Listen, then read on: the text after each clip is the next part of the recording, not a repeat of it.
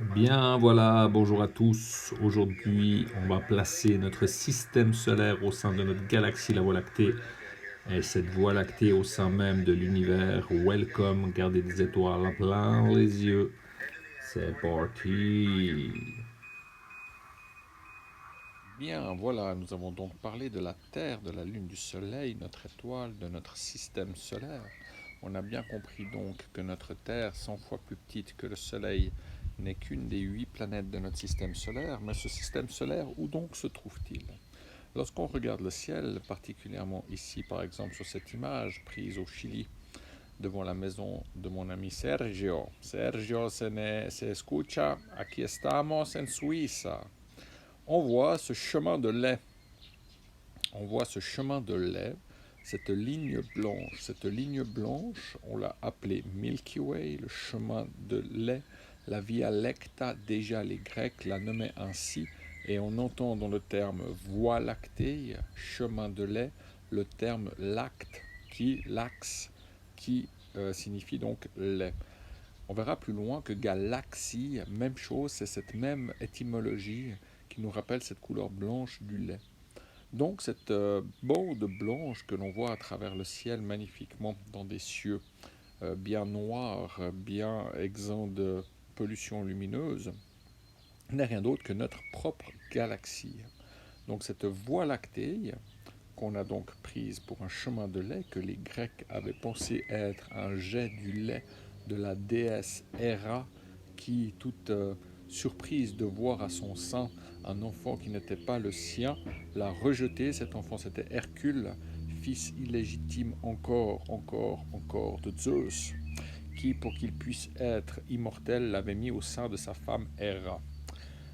Grosse histoire, moche histoire. Alors, ce chemin de lait, Galilée, avec sa lunette toujours, début du XVIIe siècle, a réussi à la résoudre en plein d'étoiles. Et il comprend alors qu'effectivement, ce chemin de lait, cette galaxie, cette voie lactée, n'est autre qu'une multitude d'étoiles, étoiles comme le Soleil. Notre galaxie, elle ressemble à peu près à cela. Alors comprenez bien que ceci est un dessin. Il est tout à fait impossible de faire une image de notre propre galaxie dans la mesure où il est complètement impossible de s'en extraire. Cette galaxie, la Voie lactée, fait environ 100 000 années-lumière de diamètre, ce qui signifie donc qu'à la vitesse de la lumière, il nous faudrait 100 000 ans pour la traverser. Vous rappelons alors que la vitesse de la lumière, c'est 300 000 km par seconde. 300 000 km par seconde, une vitesse de 300 000 km par seconde pendant 100 000 ans pour pouvoir la traverser. Donc nous comprenions bien, c'est donc bien une unité de distance, c'est la distance parcourue par la lumière en une année. Donc 300 000 km par seconde multiplié par 60 secondes par minute, par 60 minutes par heure, par 24 heures, par 365,25 jours par année, ce qui fait à peu près 9,4647 fois 10 puissance 12, donc grosso modo 10 000 milliards de kilomètres. Donc notre galaxie, c'est 100 000 fois 10 000 milliards de kilomètres. Autant vous dire que c'est gros. Et donc il est tout à fait impossible de s'en extraire. D'où ce dessin qui néanmoins représente au mieux ce qu'on en connaît.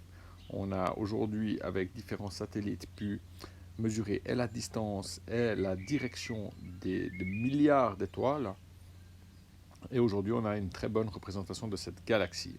Donc on la représente, enfin c'est un disque extrêmement fin, on peut s'imaginer un compact disque, si on connaît encore cela, un CD, un DVD, sur lequel il y a des spirales. On remarque ici qu'il y a ce qu'on appelle un bulbe au centre, bulbe dont les étoiles, ici on a une myriade, une multitude d'étoiles, sont plutôt jaunes, on comprendra plus loin que ce sont donc de vieilles étoiles. On a des spirales où on a des étoiles plutôt bleues, qui sont des étoiles en début de vie ou en, disons, adultes. Et on a des étoiles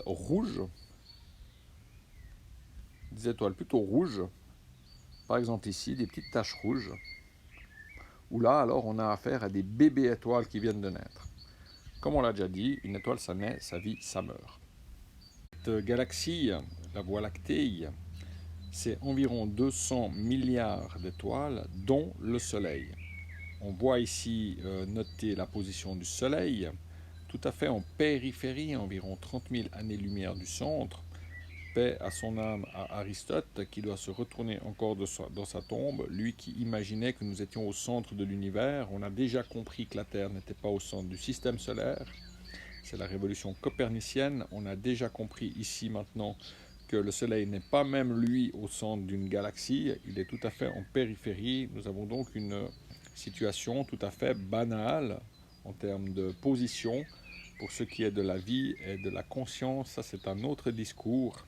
Mais on ne va pas faire aujourd'hui ici de la philosophie. Donc cette galaxie, je vous ai dit 100 000 années-lumière de diamètre, ici on la voit par la tranche, une épaisseur d'environ 1000 années-lumière et donc 200 milliards d'étoiles.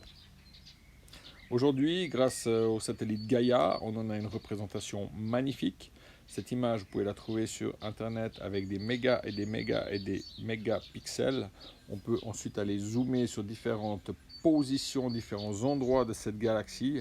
Ici, on voit le centre galactique avec un petit peu du noir, tout simplement parce qu'il y a là-devant des nuages interstellaires. Notre galaxie étant formée bien sûr d'étoiles, mais aussi de nuages interstellaires qui peuvent absorber le rayonnement des étoiles qui seraient derrière, donc du coup on verrait ces endroits plus noirs. Vous remarquez également ici, en bas de cette galaxie, deux petites taches sombres qui sont autres que deux autres petites galaxies, des galaxies satellites de la nôtre, dont on parlera plus loin, qui sont le petit et le grand nuage de Magellan, qu'on ne voit que depuis l'hémisphère sud. Mais alors, pourquoi donc, alors que notre galaxie est une galaxie spirale qui ressemble à celle-ci, là on a une vraie photo d'une autre galaxie, pourquoi donc notre galaxie qui est une galaxie spirale est-elle vue dans le ciel comme n'étant qu'une bande laiteuse blanche? Ici une image prise au Grand Télescope des Canaries, on voit ici le Grand Télescope des Canaries, le GTC, sur l'île de La Palma aux Canaries, le plus grand télescope du monde, malgré ce qu'on dit des VLT. Parenthèse. Eh bien, on peut expliquer la vision qu'on a de notre propre galaxie par cette représentation-ci. Donc, imaginez-nous, terriens, à la place de cet observateur, placé donc en périphérie de cette galaxie. Il en regarde d'un côté la partie très dense en étoiles, avec le bulbe jaune au fond. Et donc, quand il regarde dans cette direction, il va voir beaucoup d'étoiles et beaucoup de rayons lumineux venant de toutes ces étoiles, puisqu'ici on a une grande densité en direction du centre, une grande densité d'étoiles. S'il regarde à la verticale au-dessus de lui, il ne verra que les quelques 1000 années-lumière maximum d'étoiles, et donc le disque beaucoup plus fin dans cette direction, et donc moins d'étoiles. Néanmoins, il en verra. Et s'il se retourne de l'autre côté, il verra encore la bande d'étoiles du disque de la galaxie, et donc il verra une autre partie dense d'étoiles, mais quand même moins dense que du côté du bulbe. Donc en fait on explique ce qu'on observe, c'est-à-dire une bande laiteuse ici, alors même que la galaxie est une galaxie spirale, qu'on peut représenter comme étant un compact de disque avec des spirales dessus, par ce schéma, qui est une toute belle représentation pour expliquer cela. Maintenant, si on regarde plus loin, ici on a un champ d'étoiles de notre galaxie bien sûr, mais vous remarquez déjà derrière qu'il y a 2-3 objets qui ne sont pas des étoiles. Alors ici on remarque, on constate, on voit les étoiles de par cet artefact, ce petit biais observationnel, cette forme étoilée qui n'est nullement due à l'étoile, mais simplement au télescope qui va observer cette étoile. Le télescope, c'est un miroir. Ce miroir, il est soutenu par différents points de fixation. Et ce sont ces points de fixation qui vont, par diffraction, générer ce qu'on appelle ici des astérismes. Donc quand vous verrez cela, on saura déjà que ce sont des étoiles, parce que ce sont des points vraiment ponctuels. Mais, outre les étoiles ici, on voit aussi d'autres objets. Et on voit déjà ici des galaxies. Ici, on a 2 autres galaxies qui sont bien plus loin que nos propres étoiles de notre propre galaxie. Et donc, on comprend que derrière notre propre galaxie, au-delà de notre propre galaxie, il y a ce que déjà Emmanuel Kant, le philosophe, appelait des univers-îles. Il avait émis cette hypothèse déjà il y a fort longtemps, 17e si je ne me trompe pas, peut-être 18e. Et effectivement, bien plus tard, on verra quand avec Edwin Hubble, au XXe siècle, on a pu constater qu'effectivement, ces points flous, comment on les appelle déjà, laissez-moi réfléchir, ces nébuleuses, étaient au fait d'autres galaxies, qui elles-mêmes contiennent des centaines de milliards d'étoiles.